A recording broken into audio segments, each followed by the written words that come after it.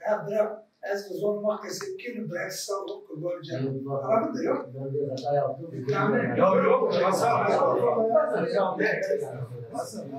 Mehmet Aşkın'ın esma butire biyattı naska.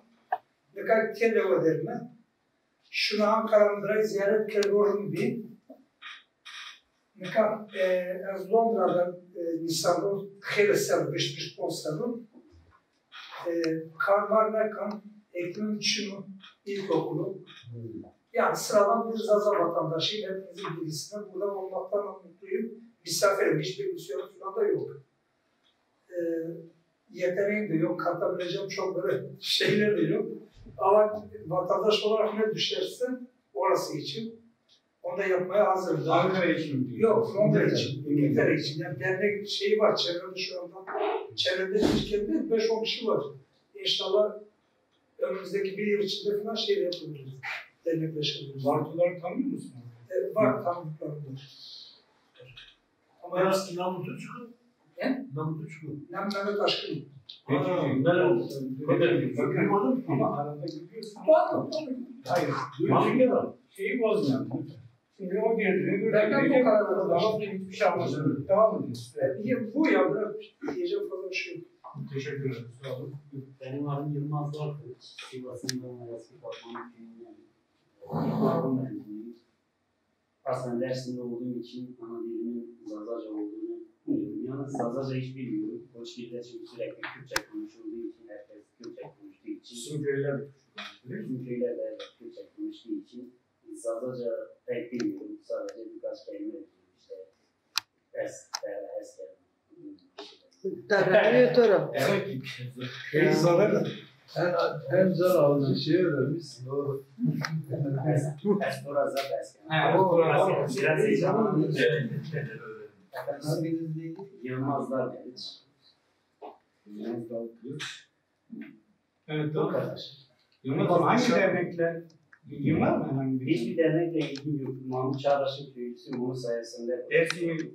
Dersim'den geldim böyle yoksa? Aslen Dersim'den geldim. Ta 1938'de. Eğer şu an derneğimize toplantısına şeyden Sivas'tan mı katılıyorsunuz? İstanbul'da mı katılıyorsunuz? Yok, buradan katılıyorum. Buradan. Evet. Kim? Buraya taşıdık. Bir ay önce buraya taşıdık. Önerdi sizi. Mahmut Çağdaş'ın. Şey diyeceğim Yılmaz, yurt dışı numarası var sanki burada. Ben yazdım, ben senin mi? Evet Aşkın. Evet, Ömer Yılmaz. Ben Ömer Çiçek, Adana geçici Zarader başkanı daha kurmadık, şey yapamadık yani. Kurmadınız da toplanıp da bir başkan seçmedik aramızda. Şu anda geçici olarak başkanımız. Normal bir Adana alayım. Adana'da doğdum büyüdüm. Ticaretle uğraşıyorum. İşte bir ufak bir yer var, bandırım var. Ben 15 yaşından beri Zaraca'ya duyarlıyım. Yani dilimiz asili oluyor. O bölgede ufak çapta kendi aramızda arkadaşlarla görüşüp o şeylerle ilgili çalışmalar yaparız. Yani işte Adana'da bunu son yıllarda bir dernek kurduk. Şu anda da çalışmalarımız devam ediyor.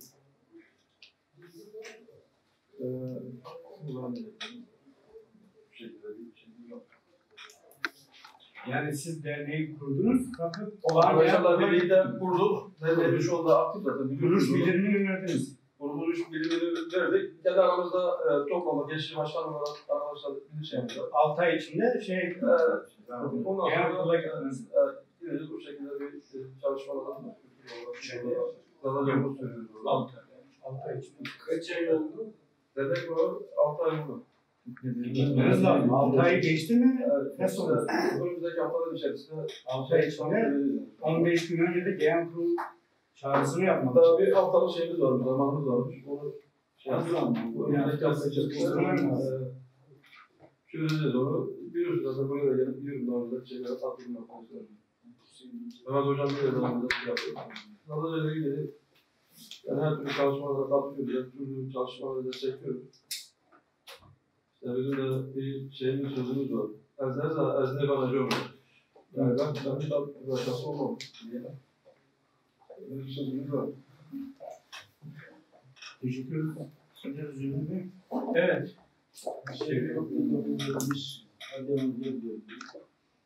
Bir bakımız. Benim Zazalık asas temel taşını babam vesile oldu. Siyasi bir kimliği olmadığı halde işte kardeş bilir aynı köyleri Zazalık'ın. İşte biz akrabasıyla hayvanları alıp getireceğiz. 2-3 köy ötesini bizi yorarken çocuğuz. Dedi ki oğlum falan köy biliyorsun orada parloji maaşlı. Yani orada bir parloj var mı bizim yani? Ben de dedim ki baba orada işte Türk var oğlum dedim. Mağara. O bizim dedi. Yani halbuki siyasi kimliği yok aslında. Ama o işte hiç güdüselim desem artık nasıl desem. Ben orada ilk hani yıldızını çaktı. O böyle işte oradan Zazalık üzerine kendimi konumlandırdım. Fakat aktif olarak değil. Aktif olarak kimin iyisiyle bu tarzalar yürüyüşünde oradan bu yana geliyoruz bu kadar. Teşekkürler. Adım Yakup Sayın, Bingöl gençliğim. Dersim'de Zazalık Dil Edebiyatı 2. sınıf öğrencisiyim. Dersimden katılıyorum. Bazı arkadaşlar sayılır mı? Sayın. Sayın. Ben Şu an okuyorsunuz değil mi? okuyorum şu anda. Okuyorum. İlkokula başlayana kadar Türkçeyi bilmiyorum. Sadece tek dil olarak Zazalıca ilkokulda Türkçe öğrendim. Lise hayatımda dışarı çıktım Ankara'da. Orada kendi bulunduğum dilin, kimliğin tanınmadığını ve başka kimliklerle bana hitap edildiğini gördüm. Ben çeşitli kaynaklardan dolayı okuldan da ayrılmak zorunda kaldım. Bugün Zaza gündemini birebir takip ediyorum. Çalışmalar yapıyor muyum? Hayır ama öğrenciyim yani. Bunu isteyerek, bilerek Zaza Dil ve Edebiyatı okuyorum da şu anda. Aranızda yanlış değilsem en genç benim. Yani bir şekilde yararlanabilirsiniz benden. En genciniz benim yani. Bu işi belki daha uzun yıllar sürdürebiliyor. Sizin de bu iş hakkında bizi yetiştirmeniz, bizi geliştirmeniz önemlidir. Teşekkür ediyorum. Yarın için siz üniversiteyi bitireceksiniz ve bu dilin bir uzmanı olarak çıkacaksınız. Aslında bizim size çok ihtiyacımız olacak. Gerek eğitimde, gerekse kurslarda falan. Evet, buyurun. Yakup'cum şu an üniversite kaç öğrenci var senin gibi? Şu anda üniversitede 4 sınıf var yani 1. sınıftan 4. sınıfa kadar. Her Kaç sınıfta sayı yaklaşık olarak? 40 kişi var ve bu okuyan öğrencilerin de yani temel görüşlerine baktığımız zaman belki o dili okuyorlar ama o dile karşı çalışan arkadaşlarımız da var. Ben sana soracağım. Bunun için gerekli savaşı da verdik orada yani verdiğimi düşünüyorum da ödediğimi düşünüyorum geçen senede.